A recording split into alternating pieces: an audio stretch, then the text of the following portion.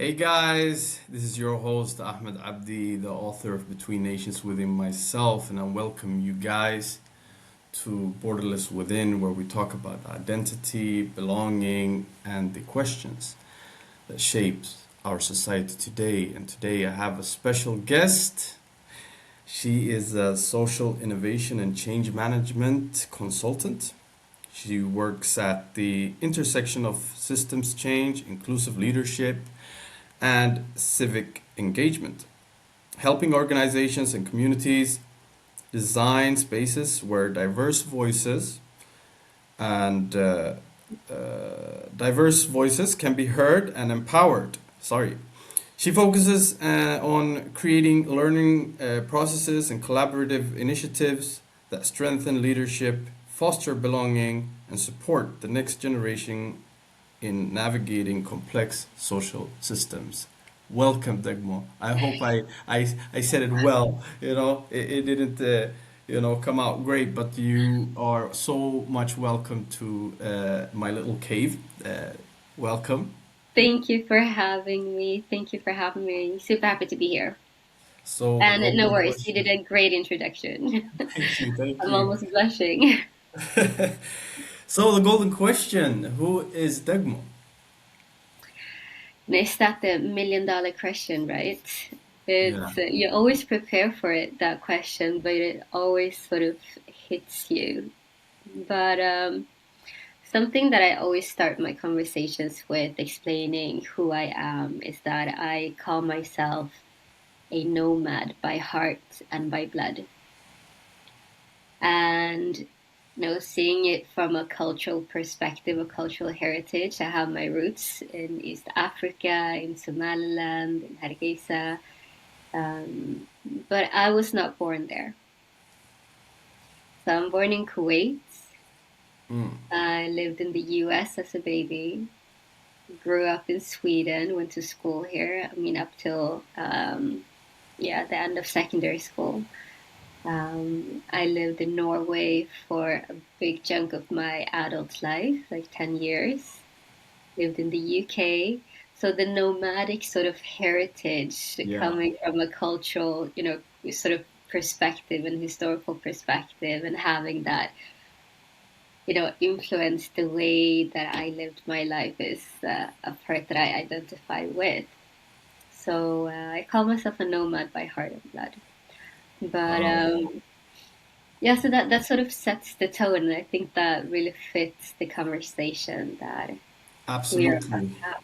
Absolutely. And have you ever during this time or even now or during your youth time, have you ever felt like you didn't fully belong in these places? And if so, how has that today shaped Degmo? 100%. You most definitely have. I think that's why I've moved around, and not Mm, in terms of trying to um, for boredom or anything like that. But I've always been curious about cultures, about people, about finding a place. But trying to understand what is this sense of belonging. What does that actually look like, and what does that mean to me? mm, Growing up, I mean, I grew up in a predominantly white neighborhood.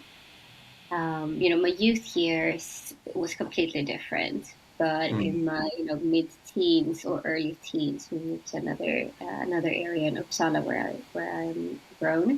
I grew up, mm. and something sort of shifted at that time. And when I started secondary school, So here before, yeah, in here in Sweden. Sweden, Okay. yeah, in Sweden. But at the same time, I still had this huge and tight, connection to my background, to my Mm, cultural heritage, and to my, family and relatives. Every summer, we would go to see our cousins, our aunties, uncles. We would spend, you leave the day after school closed, and you would come back a few days before school opened again. mm, So we would, spend whole summers with my cousins, Ayeyos and Edo Sadarial and all, mm. uncles. Yeah, you might not only have Somali speaking audience, so I'll say it in English. Yes, they will Um, learn. Never learned Yeah. these words. So, I mean, I saw that, but growing up, I always sort of felt that there's so much more to see and explore, and I don't know if Sweden is my place. I came when I was 1 year old, a year and a few months. So, I mean, Mm. this is the early or mid 80s, so there were not a lot of people that looked like us in Yes. in Sweden at that time. But so yeah, most definitely, I've been trying to figure this out. Like, where do I feel the most at ease? Mm. Where do I feel that I have to assimilate? Where do I feel that I have to um, even, create a different sort of persona just to fit in? Hmm. And it has it has changed me. I think it's led me to why I work with the questions that I work with today. Mm.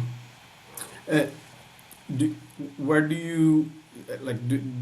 Many don't. I was just in a gathering a couple of days ago, and we were talking about the sense of home Mm, and so many different answers. And you yeah. know, I always say that there's no right and wrong answers to this. Mm, Um, it's so personal, and a lot of inner work has to be done with what you feel. Okay, here's my home. Here's where I belong. mm, How do you feel about the sense of home, or the feeling of feeling home, yeah. belong? That's also a very, very deep, question. And for me, I actually did a talk about this last year that I called not where is home, but what is home. Mm. And I told a story, and I'll share that story really briefly with you. So I was 19 when I, first moved away from home. I moved to London. I visited London multiple times, and I always felt like I was so inspired being there. I saw people that looked like me. Growing up in Sweden, you never saw someone that looked like me work at H&M or work at, any retail shop. But I was 15 first time I went to London. I remember like Top Shop, I was seeing girls and boys who worked at all the, super cool retail shops. Mm. So I always felt sort of at home there, even though that wasn't the place I grew up in. So I was 19. I packed my bags. I was about to start uni, um, I wanted to explore London before I started university the year after. So I was standing, I stayed at my cousin's for a while. I got an apartment. I was standing with my two suitcases, and I was thinking, like, is this gonna be my home now? Mm. And what is this home? And I remember it was raining. I opened the door. My cousin was helping me with my stuff, and it kind of smelled a little bit funky in the hallway, the stairway. Yeah, And yeah. I was, oh, what is this? And it took me a while to sort of, get into the feeling of, okay, is this going to be the place that I'm going to call home? And I Mm. remember thinking to myself, well, this is just temporary. I mean, home is where Hoyo is, where my siblings are, where my Abba is. Mm. Mm. And but after a while, I started putting up my personal things, pictures of my family and, letters from my siblings and my candles, the things that made my home. And I felt like it's not just who is around, but it's what I make the place to be. So that became my home. And the year I lived in London is a huge part of my story. And I still see it as a place of my home, and I Mm. don't think you don't have to have one place. I have multiple homes. My 10 years in Oslo is my second home. Hargeisa is my home, even though I never grew up there. Mm. Sweden Mm. is my home. So it's really what I make of the place Absolutely. and what story I let that space tell me, and what story I tell that place. I think. 100%. I love it. It's I totally agree with you in that sense that it's what you make out of it, Yeah, how you accept. It's not who is around only, but how you make it, and how you feel content, like where contentment is, where peace is, and you can create that, and that's absolutely. so. Do you think that having these multiple uh, identities, or multiple homes, have also have made leadership and the work that you're doing harder, or how has it shaped you as in your work, basically? Mm, so my work has not always had, this straight path. I've always been involved with working with these questions, DEI, diversity, equity, inclusion, but before we had the vocabularies for it. Mm. So I have a background in marketing and communication. So I spent a couple of years working in that after I graduated. And while I was working in that field with digital marketing, I was constantly asking those questions in terms of like, why don't I see myself in the communication that we design and that we produce? And besides my work, I would, volunteer. I started a youth organization in my early teens, working with integration and trying to bridge, kids from migrant backgrounds or ethnic minorities to the general population, and always been involved in those questions. So, but then when I started my professional career, I saw how shaped our society was, but by the majority of our society in a Mm. sense. And I started questioning that. And I started questioning, but who are we actually excluding and who are we missing? I mean, I'm a target audience as well, but why are we not communicating to people that look like me? And again, that sense of belonging, when you don't see yourself being reflected, you start questioning whether or not this place is for you. Mm. If you not only question your right to be there, but also your right to sort of explore and be able to be your authentic self, and your capabilities and what you're able to do. So I started questioning those decisions.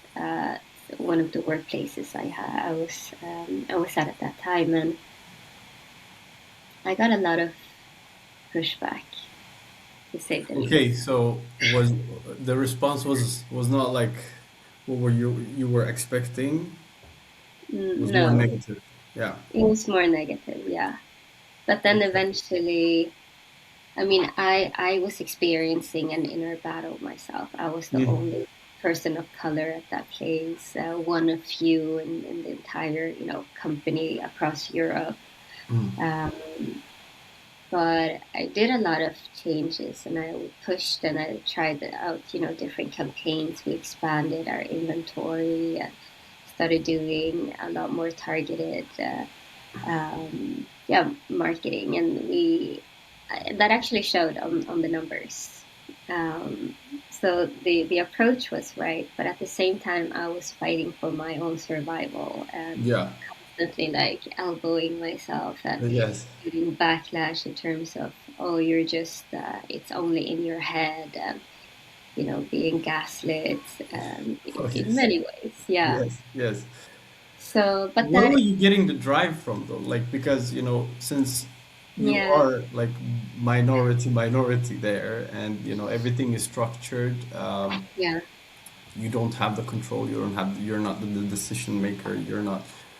Where did you get the drive from? Because in the morning when you wake up, you know that you're going to this space where you are so different from the people, the way you Mm, think, the way you look. Where did the dopamine, yeah. the serotonin come from? Um, let's just say that I am extremely stubborn. in a way that I'm very much value driven. And for me, what's right is right and what's wrong is wrong. Mm. And I'm not going to let anyone tell me um, that, justice and equality is not basic human, rights. Mm. So for me, it was more about this is so much bigger than just me. This is about showing the 5-year-old girl, walking the town or waiting for the subway. She needs to see herself on, the billboard because I did not. Mm. If I didn't have, my parents, both academic, who, pushed me to believe that, you can become anything you want, trust Mm-hmm. in yourself, believe in, obviously you have Allah subhanahu wa ta'ala with you. Mm-hmm. Um, but also in the terms of having role models. For me it was so incredibly important that I could give the next generation or the generation growing up what I did not see on Mm. TV or the billboards, newspapers, and so on. So Mm. I had that power, even though I might not have had the decision making power, but I had the power to actually influence, and that's what made me continue to push through. Mm. But I'm not gonna lie, it was draining and it still is because it is an uphill. Mm. So you need to have stamina and you need to really, you know, build your community with people that you can talk to and share those journeys with. Mm. Um, You know, but yeah, it's I don't think a lot of people really understands how draining it could be, and mm, how it could how it could really knock you down, you know, uh, while you're fighting, and mm, that you actually just have to wake up in the morning and say, you know what, I'm I'm gonna do this anyways, even if I yeah, feel, a certain way. yeah, And thinking of, because I know you're in entrepreneurship today, you're a founder, you're a CEO, and being in the private sector, how is it? How is it today? Because you have to balance with the work that you're doing and also the financial part of a company, etc. mm, How do you balance that? How do you navigate forward? Because that time you were in a company that was paying off, obviously. Now we're not going to mm, go into too much financial, but now when you're working for yourself and you are uh, mm, taking charge, yeah. um, is it harder today or is it easier today? It is, it's two-folded, I Mm, would say. It is obviously harder because you have to make a living. I mm, mean, everyone's got bills to pay. 100%. Um, but at the same time, it is incredibly rewarding to be able to choose who you work with. And I came in when I started my own consultancy, I came in with the belief of, I'm going to change the world. And I was so eager and hungry. And I was like, I had just done a research paper because during the pandemic, I went back to school again. So I did a master's in the UK Mashallah. in digital management, and I wrote my research paper on inclusive design and how to design inclusive processes at companies.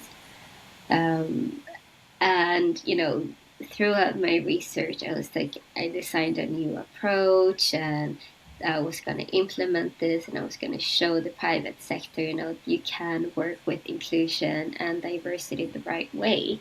Mm, Because what I saw was there is a will, there was a, understanding of what the concept or what the terminology of DEI is and was, but there was a lack of the how. Like, how do we actually work with that? And I'm a process nerd. Anyone who knows me, who works with me, know that I love processes. And I'm like, this is how we do. That's why I work with systems thinking, because it mm, gives me tools to navigate change. But so I was jumping on a lot, and I was quite naive, I would say now in hindsight, that Okay. I could change, the private sector. I realized that after 3 years that it's not that easy. I love what I do. I'm not going to change it, but I'm actually doing a bit of a pivot in my approach. Mm, And I see that a lot of companies, they say they want to change and work with DEI, but the actions might not show as strong as the words. So I'm working. That's why like I've sort of moved more into mm, organizational change, always with the DI perspective, but mm, rather than jumping on and saying you have to work with inclusion, you have to work with diversity. It's more like, okay, how is your organization set up? How is it built? What is the culture within your organization?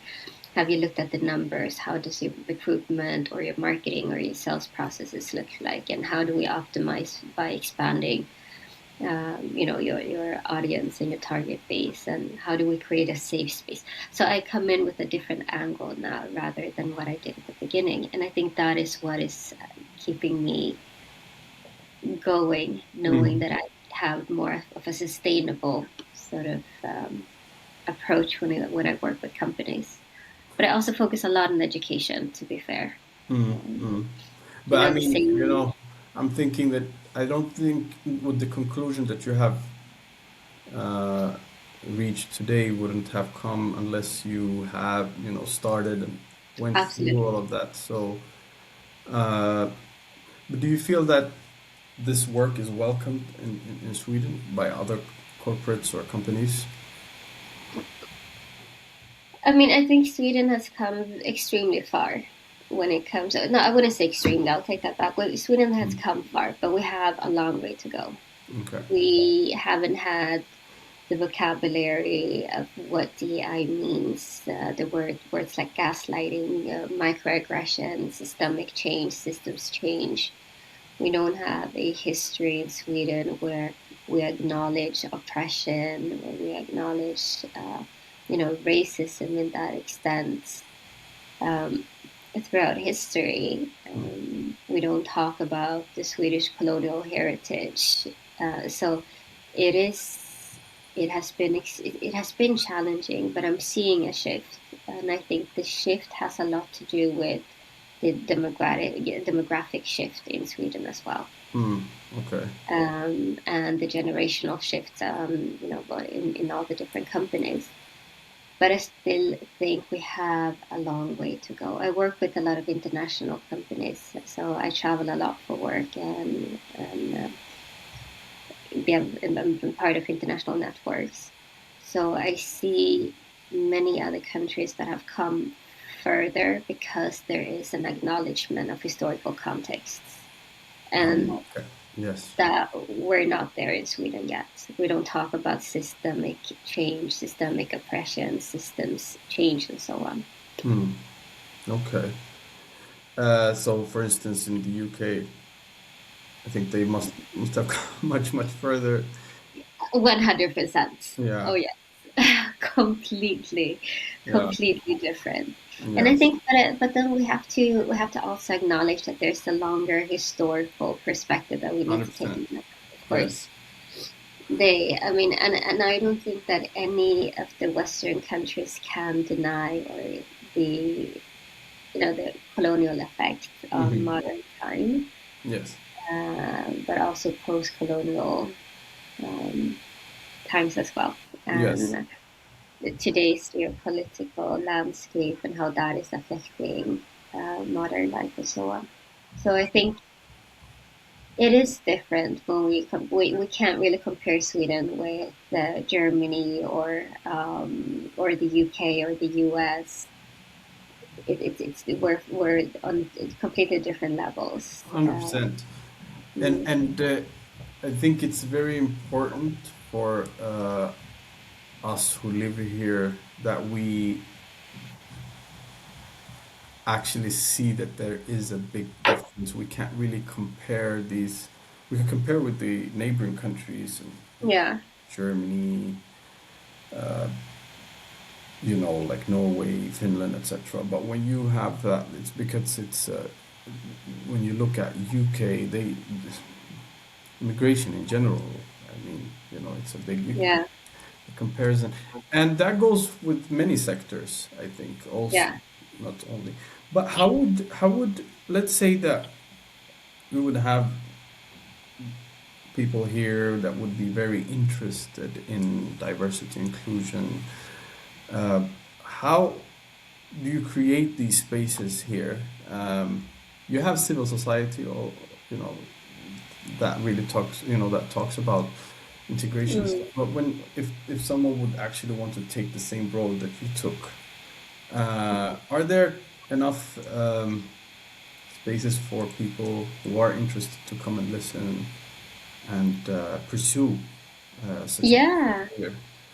Absolutely, a lot more today than when I was growing up. In the without disclosing my age, but I think I've already done that. But growing up in the 90s, early 2000, I graduated secondary school early 2000s, so it wasn't as wide as it is now. There are a Mm. lot of NGOs, a lot of communities. There's a lot, the community-based Mm. work it's really solid here. I'm part of different networks.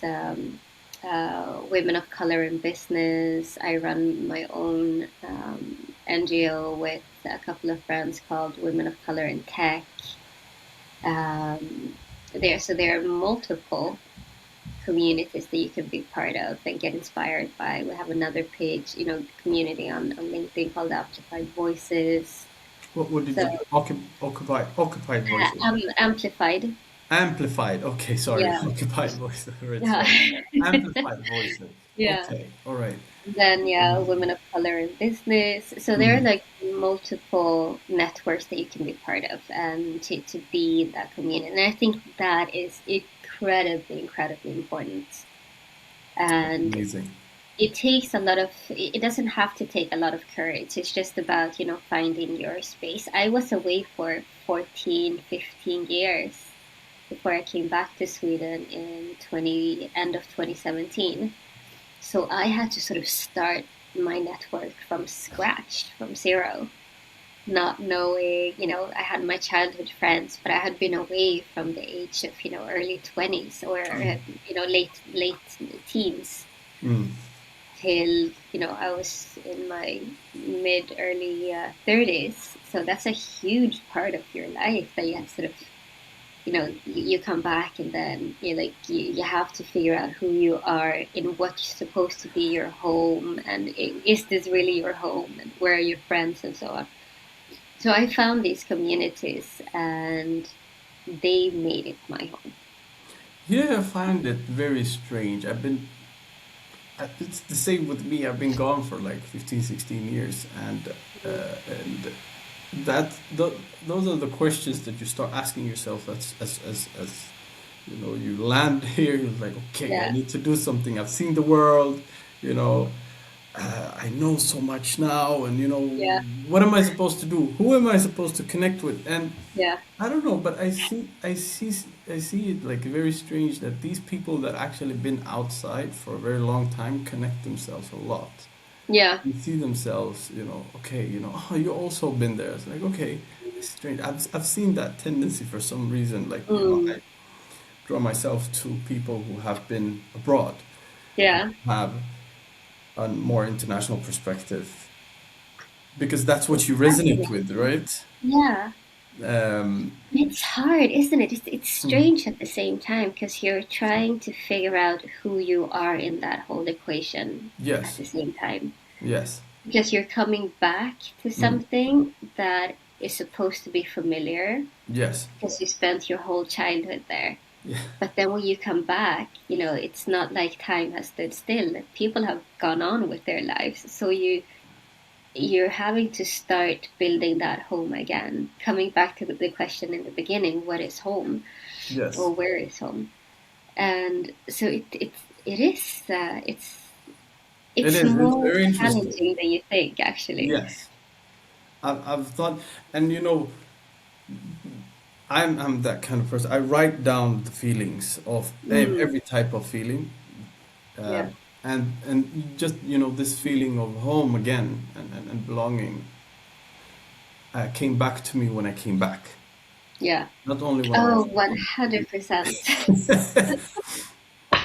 It's like, Mm, okay, how am I feeling now? And I'm seeing that because I see, because I have this concept uh, where you're both, you're everything. Like the worlds around you are part of you. mm, So I don't really differentiate of my Somaliness, mm, or even my Arabic side, or my Swedish side, or wherever I have been.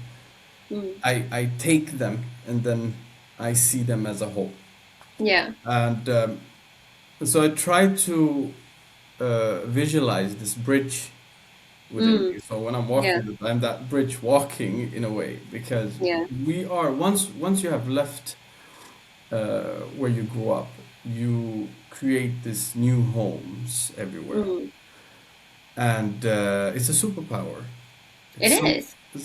it's something that the society really needs, and the question is that how do I use this in the most Mm, valuable way, not for only for myself but also for other people, yeah. and that's amazing. Listen, That's you know, so, yeah, yeah, that's really interesting. Because just as you say, because every part of you is shaped by, where you've been.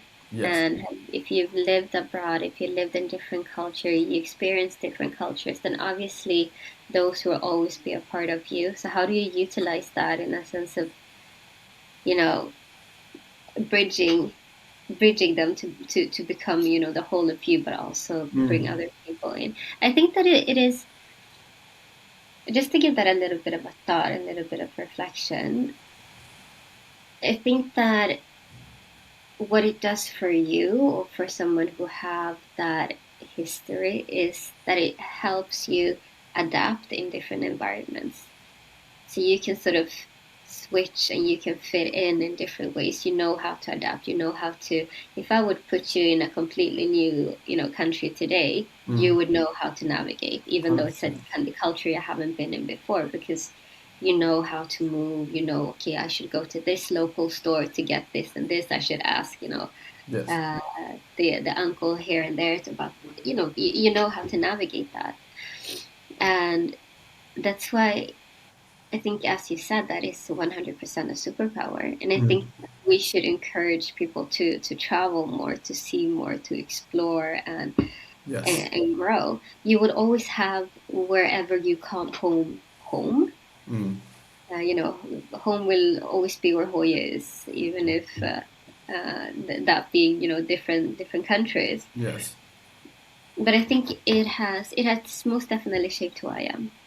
And it was incredibly hard coming back to Sweden, just as you said, It because I is. was It like, was. It "Wow, was. It is. it's It is. difficult." Yeah. And I appreciate uh, coming back. I felt like you kind of adjust yourself. You have new installments. You have new. I think also it awakes a lot of other things Yeah. that you one is searching for. But I wouldn't mind. I wouldn't mind uh, leaving again, because now I feel like I'm part of Earth instead. Yeah. Oh So, yeah. but it really wakes the old memories, and everywhere the streets here, you walk through the schools you went to and everything. This all matters in every human being, wherever they Mm. grew up, and I think that's very valuable. We are running out of time, and Already. yes, it goes fast, I know. and and I think that this question is like, how can we stay, and this, I hope you will understand the question, like how can we Mm. stay true to who we are today, Mm. while also adapting to different environments. Do you understand what I mean? Yeah.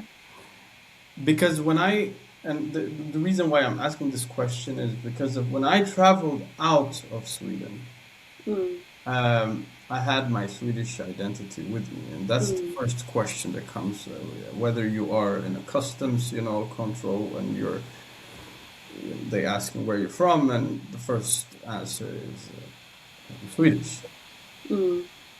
because of the passport Mm. and where you grew up, and but then you double down on the Swedishness again because of here is where you grew up. Yeah. But when you come back, the same question might have another answer depending on who is asking. Yeah. How do you adapt that with the corporate world and when you meet Mm. other companies and when you do you say that you're Swedish first, or do you bring out the African heritage, or do you say both, and how do you do that?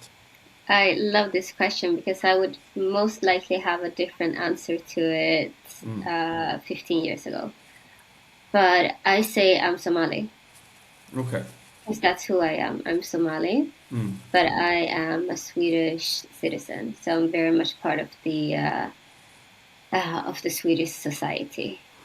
But I don't see myself as a Swede by the definition of, by ethnicity. I'm not. I'm Somali. Mm. By by passport, I'm very much Swedish and I'm Mm. part of the society. But I am incredibly proud of where I come from. Mm. I am incredibly, proud of my roots, my language, my history, the poets, the stories, and I'm not gonna let that be shadowed by me living in another country. Mm. And I'm not going to say that I'm Swedish. I'm a Swedish citizen. I'm a Swede by nationality, 100%. Mm. I will, behave in by the norm in certain spaces, but I'm not gonna not be my authentic self. I will speak Somali if I want to speak Somali. Yes, yes, yes, yes. I will use Somali words, I but will I eat think the that lahah comes if I want to eat the lahah. I want to. Yeah, 100%. I'll eat it with my banana if I want to eat with my banana. that's good. But I'm not. But I think that comes with age, and it comes with growth, and it comes with security and understanding that multiculturalism is a superpower, and it is you see people in different ways. You can adapt in different ways. You have so much to build on, and I mean, I deserve to be in this country in Sweden as much as Anna Johansson, who is my neighbor, or whoever lives across from me. Uh, Gosh, I might have lived in the country longer than she has. But it also is, I mean, I don't care. The roots in my body does not carry the roots of the Swedish, heritage. They carry, I was in Hargeisa last summer and I was just mesmerized by, it has been a couple of years since I've been back, like 6, 7 years. And it just hit me one day that I was walking the soil where my grandparents, where my ancestors had walked. Mm. I was walking the streets where my parents, played when they were kids, where my, aunties and uncles grew up. I was walking past the shop where, my parents would buy candy when they were kids. Mm. So, I mean, and that's my heritage. That's who I am. I might not have been raised there, Mm. but I still carry those stories in me. And I carry, the personality of those people that walked that soil. I don't carry, the heritage of meatballs and IKEA. Mm. That's something that I just grew up with, but I don't carry the heritage of that. Mm. So for me, I am Somali first, Mm. and then I'm alltså svensk somalier eller somali-svensk. Mm. Mm. Mm. Um, Absolutely. and I mean, I went to school here. I have my Swedish friends that I love dearly, that I grew up with, that have become, family, and many of them become family. And They know my siblings, they know my mom. Mm. But for me, at an adult age and where I am today, growing up, trying to fit in, trying to find that sense of belonging. Where do I belong to? Sort of being secure in how I would present myself, and being proud of the stories that I have with. Beautiful. So my last question, uh, what advice would you give uh, the young people here or wherever they are that are hearing this Mm. today? They might feel that they don't really fully fit Mm, anywhere, yeah. that might never have left the country, but still feel Mm, that they are not part of the society, and they're yeah. also not feeling that they are part of where they come from or where their heritage are. Mm. First and foremost, I hear you and I see you. You're not alone. It's not an easy journey, but be kind to yourself, and wherever you feel safe is your space to be. I mean, I would say that it takes time to grow into understanding who you are. So don't be so harsh on yourself. Be kind to yourself. Be curious and allow yourself to, explore. I was 16 the first time I went to my home country. So, and that was life changing. So, and it takes time. So I would say be kind to yourself, be curious about the world, try to find your space, your place, and continue to explore. Amazing. Degmo Daar, thank you so much. I'm Thank you. honored to have you Yes. here. It's such an inspiration. I'm learning myself all the time. You know, you're helping everyone that is out there that would Thank want to you. pursue, that want to, you know, go forward with their lives and build something valuable. Thank you so much. Thank you very much for having me. It was a pleasure to be here. And you're doing amazing. I look forward to continuing your journey. And I mean, your book is so beautiful. There's a Thank you so review much. coming up, and I appreciate you sharing your thoughts and reflections, and the whole journey of navigating within. And so, yeah, thank you for that. Thank you. Thank you. Take care. Thank you. You too. Bye.